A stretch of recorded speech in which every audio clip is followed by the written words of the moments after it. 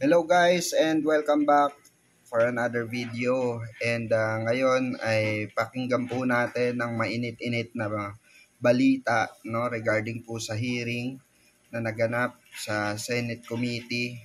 At dito ay mainit pa rin pinag-uusapan po regarding sa drug test and sa akusasyon ng mga ibang politiko, ng mga ibang kongresista, ng mga ibang retired sa posisyon sa PIDEA na itong di umano nga ay si President BBM ay gumagamit ng ipinagbabawal na gamot at naging positibo di umano. So ngayong araw guys, ginawa po nila, nagkandak po sila ng hearing para imbitahan ang St. Luke's Medical Center para po sa ginanap na drug test or binigay na result ng St. Luke's dito sa Senate hearing po na ginanap ngayong araw. So pakinggan po natin at dito maririnig natin ang patuloy na drug testing laboratory ng St. Luke's Medical Center, Global City. Ng mga salita so, ni yung 2 minutes and Senator 54 Bato, seconds po, kaya po talaga ng drug testing kit. So kayo na ang humusga lumabas yung resulta. Yung mga sinasabi po nilang 5 minutes, yun po yung maximum time na i-allow namin na lumabas yung line ng drug test. Pag lumabas po yung linya, hindi na humawawala yung negative na kayo. Diba? Pero yung hindi kayo na mag-a-appear yung linya hanggang 5 minutes po yung maximum. So guys, ayun guys, pakinggan po natin ang sasabihin or mga senador natin, kasama sila Senator Jinggoy, Senator Bato at si Senator Chis Escudero at ang iba pang senador na sa committee ngayon.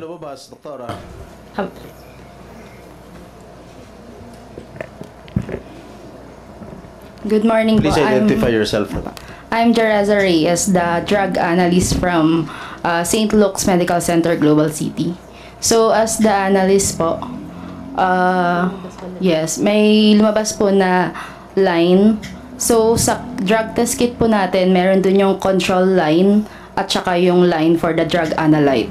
So, dun po sa resulta, may lalabas po dapat siya talaga na line as negative. Negative? Yes. Negative? Yes po. Alright. Will that satisfy everything? Mr. Chairman. Yes, Mr. Chairman. go ahead, Senator Escudero. Permission of Senator Jinggoy. On this point, Dr. Fernandez, and to Ms. Reyes, yung 2 minutes and 54, 57? 54. Ito yung oras na lumipas mula nung inilagay yung sample dun sa makina hanggang lumabas yung resulta. Tama po ba? Sir, hindi po makina. Ito po ay drug test kit para pong pregnancy test kit or So, para ginaganon yung ka na? COVID. Hindi naman po. Ida-drop mo lang yung urine sa one end, tapos hihintayin mo na lang siya. So, wala po makina. hindi ito yung kabuuang proseso ng kinuha yung urine na 2 minutes lang. Yung transaction time po is the specimen collection. So, pag abot po nung sample, tapos gagawin na niya. At yung rule ng DOH, hindi pwedeng lumampas ng... Wala pong rule ng DOH. Hindi pwedeng mas mabilis kesa... Ano yung 5 minutong binabanggit niyo po kanina? Yung drug test kit po na ginagamit namin, hanggang 5 minutes po, pwede niyong basahin. Now, I remember the press con of then Executive Secretary... no, he was not yet Executive Secretary at that time. He was about to be. Vic Rodriguez. Sabi niya, tinest daw po sa lahat ng uri ng droga. Ano-ano pong klase ng droga tinest o lahat po ba kasama? Kanino po? Kay... Yung test po na ginawa ninyo? Cocaine lang po ang pinagawa. Cocaine lang po ang pinagawa? Opo. Hindi po kasama ang iba? Hindi po. Yung resultang yun po ba isinapubliko? Ano daw? I saw it on GMA, read it on in the papers. The results of the drug test. Is what? If I may Nanggaling answer, po sa amin? if I may answer, Senator Cheese, this was widely publicized in 2021, if I may recall, if my memory serves me right. So it was publicized, ma'am. It didn't come from St. Luke's. It We do came not from know. the person tested. So, Mr. Senator Chis, yung drug test na ito na pinag-usapan na ito, yung sinabi ni Executive Secretary Rodriguez, this pertains to the drug test that you made on the former Senator Bongbong Marcos? Yes. Yung ba ibig mong sabihin? Yes. Opo. Yan yun? Opo. So, you said that particularly cocaine ang tinitest ninyo. Why cocaine? Yun po yung hiningi niya Hiningi ni nung pasyente.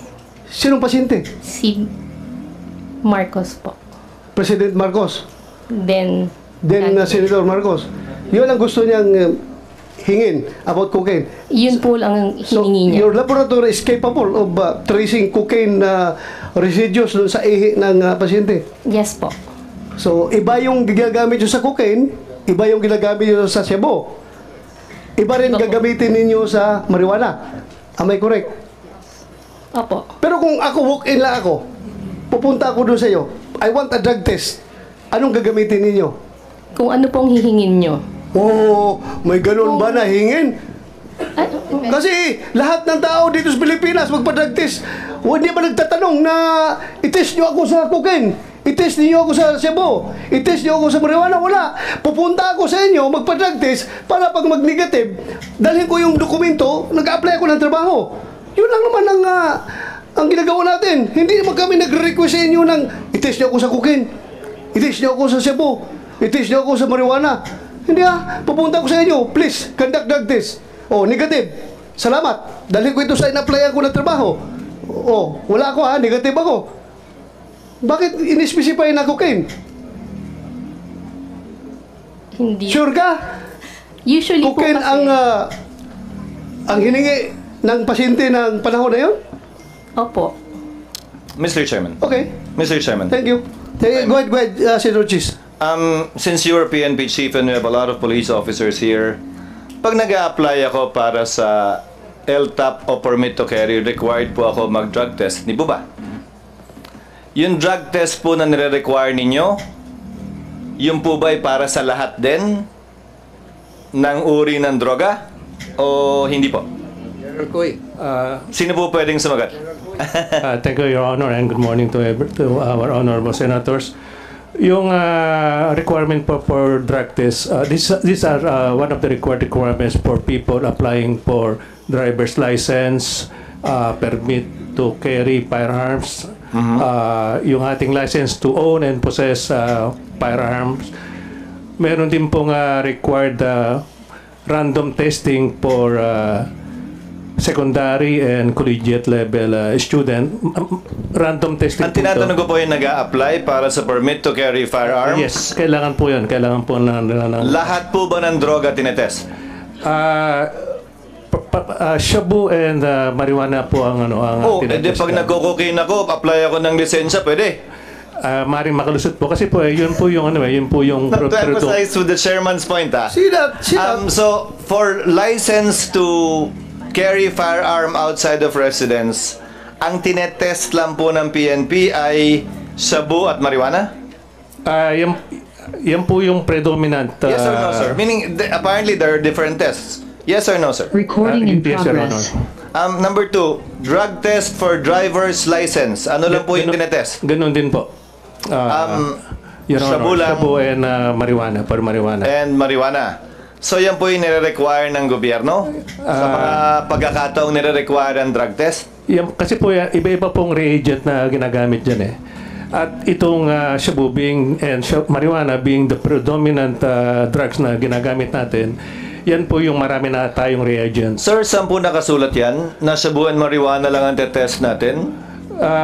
Wala naman po, pero yan po yung practice na ginagamit natin. No, on the part of PIDEA and especially on the part of the Dangerous Drugs Board, you are the part, especially the DDB, which is policy making. I think this fell into the cracks. Sino nagde-determine yung bumibili ng testing kits? Where is the policy coming from? Bakit sino nag-decide at nagsabing marijuana lamang at shabu? meron pong dalawang test na ginagawa yung screening and yung confirmatory. Pag nag-positive po yung sa first screening, ito po yung isa subject for confirmatory at Sir, dito po malalaman. Sir, I agree, sir, but my question is, where is it written na pag drug test required by government, whether for driver's license or for permit to carry firearm outside of residence, you only test for these two prohibited drugs? San po nakasulat yon? Sino nagbaba ng polisiyang yon? Sino nagdesisyon po nun? O nagkataon lang? Nakasanayan lang? Wala pong ganong policy. Ganun lang, yan lang po yung ginagawa. Siguro po dahil sa additional expenses kung gagamit pa ng reagent. Pero yun nga po, doon sa secondary testing po, doon sa confirmatory testing, dito po malalaman kung anong drugs yung na-detect doon sa initial screening. Perhaps there is another gap the good chairman and the committee can look into, Mr. Chairman. Why is it that it's only only the tests for shabu and marijuana is being used? Because clearly shabu and marijuana would be called the poor man's addictive drug, while cocaine would be the richer man's addictive drug. So, kahit pala sa testing, pinapaboran yung mayaman kumpara sa mahirap. Di ba dapat kung nagtitest tayo, gaya ng sinabi ni Senator Bato, lahat na. But the point I'm driving at, Mr. Chairman, is kung ang gobyerno namimili ng kung anong droga ang itetest, lalo naman siguro kung yung individual na magpapatest, kung anong babayaran niya. And I remember that time, I think this test was done in November, and issues were being raised with then candidate Bongbong Marcos that these issues were raised against him. That allegedly he was a cocaine user, and that's why at that time they conducted these tests to answer in light of the political perhaps weather at that time, the issues being raised against him. Although there is no legal requirement for a candidate to do a drug test, that was attempted at some point in time in our history to require a drug test, but the Supreme Court unfortunately struck it down as an additional requirement for elective office, which is not allowed under the Constitution. Unfortunately, sana nga ni-require yun, pero hindi. Sabi ng Korte Suprema, hindi pwede. Applying a higher standard, a less stricter standard insofar as running for public office is concerned. So I guess that answers the query of the chairman, and that reveals a loophole too insofar as the drug testing rules of the Philippine National Police, the PDEA, and the DDB is concerned. Thank you, Mr. Chair. Thank you, Senator Chis.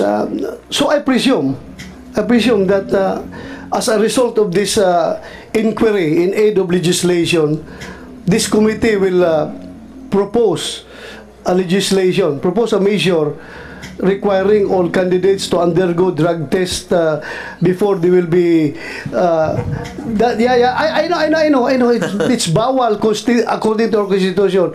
So pag mag-propose tayo, automatically hindi yan makakalusot because that's unconstitutional. Just to set the record straight, because people are listening to us right now. Sabi ni Bato, kailangan daw ng ang committee niya is in aid of legislation. So we are waiting for legislation na pwede niya ma-come up after this hearing. So kung mag-propose tayo ng ganong legislation requiring candidates to undergo drug test, sigurado according to Senator Chis Escudero, that's unconstitutional. So hindi talaga makalusot yan dito. So please, you are listening right now. Yan po ang explanation. But nothing prevents the chair and the committee from instructing the DDB from coming up with relevant policy as it is its job under the law. Yes. So far as the type of tests to be conducted whenever drug testing is required, as the case may be for the issuance of a driver's license or for the issuance of a permit to carry a firearm outside of residence or any other circumstance the executive branch may necessitate. Thank you. But yung random drug test, nag-random drug test tayo sa Senado. I'm also curious, Recording in ano progress. test sa random drug test? Baka naman pili lang din. So again, I urge the DDB, come up with policy guidelines with respect to these things. Required and random drug test. Alam mo yung droga itetest natin? Alam mo yung random drug test, Mr. Chair? Senator Chis Escudero, lalo na sa PNP, nung panahon na bata pa kami, ang random drug test, mahal yan kasi. Nung panahon, magastos talaga yan. Magpa-drug test ka ng maraming tao. Ang ginagawa ng mga commander namin, Pinipili lang yon, random ko no ha. Pero pinipili yung mga mukhang adik na pulis. Ikaw. Mag-drug test ka. Totoo ha, totoo ba? Just to, para hindi masayang ang resources ng gobyerno, talaga pinipili yung mga nabalitaan na gumagamit na droga na pulis. Ikaw, drug test ka. Random ito ha. Random, oh. Purposive sampling pala yun. Hindi pala random sampling. Purposive sampling. Ikaw kasi alam ko gumagamit ka. But going back to St. Luke's, in fairness to St. Luke's, it's very clear here sa drug test report na ginawa nila to Marcos Ferdinand Jr. Romualdez. Nakalagay dito ang pangalan. The result is drug metabolite is cocaine. So it's correct na cocaine talaga. So cocaine yung pinapatest niya. Yes po. Siya mismo ang volunteer na cocaine ang ipapatest. So result negative. Further questions? Bakit 2 minutes? Sabi niyo possible. Kayang-kaya 2 minutes. Yes po. Okay. So that's it. Thank you for your cooperation. Maraming salamat. Hindi ito imposible ha. Posible talaga. Yes po. Thank you. Thank you for that. Senator Jinggoy? Maybe we can excuse the doctors from St. Luke's already, since they have already... Ayan, so napanood nga natin ang kabuuan ng hearing. Ayan, kayo na humusga guys kung saan papatungo or saan tutungo itong patutsadahan ng magkabilang panig, no? At kung sa magiging resulta nitong investigasyon ng Blue Ribbon Committee na ito. Okay? So, God bless everyone and mega love shout out po sa lahat ng ating mga supporters, viewers, saan man panig kayo ng mundo naroon. Ayan, God bless po and always take care and don't forget to thank God. No? Ayan, maraming salamat po and mabuhay po kayong lahat. Once again, this is your Birador Pikwa. Maraming salamat sa inyo. Peace out. Have a great one, guys.